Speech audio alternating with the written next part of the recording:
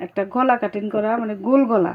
গোল গলাটা হচ্ছে আপনি যখন গোল গলাটা নেবেন তখন হচ্ছে আপনি কাঁধের মাপটা একটু কমাইয়ে দিবেন, কারণ কাঁধের মাপটা তখন মানে নিচে যাতে ঝুল না খায় ওইদিকে আপনারা খেয়াল করে কাঁধের মাপটা একটু কমাই দিতে হবে। এতে করবো কি আপনার কাঁধের মধ্যে মাঝখানে পড়ে থাকবে।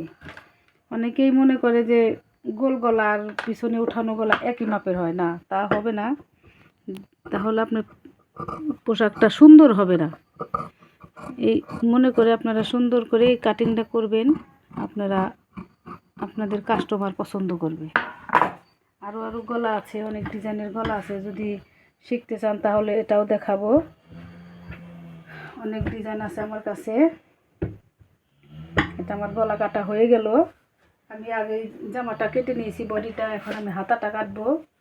তো দেখেন আপনারা কীভাবে হাতা কাটতে হয়।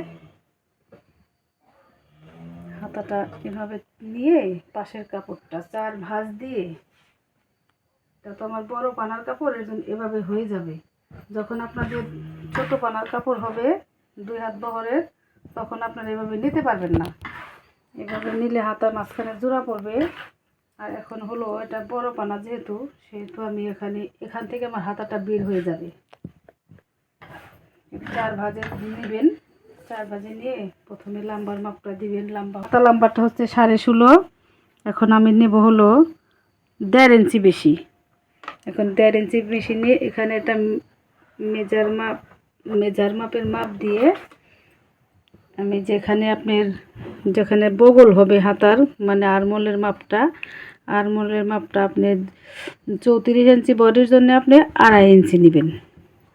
2.5 ইঞ্চি নিয়ে আপনার বডির বগলটা, মানে আরমোলের মাপটা হলো আপনার 6.5। তখন আপনি 1 ইঞ্চি বেশি নিয়ে দাগ দিবেন।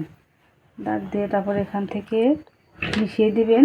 তারপর আপনার হাতার মুহুরিটা এখানে হবে। হাতার মুহুরি হলো আপনার 9.5, 4.5 আর 1/4 ইঞ্চি 9.5 হবে। তারপরে এখান থেকে এখানে মাপ দিবেন, মাপ দিয়ে কাটিং করবেন।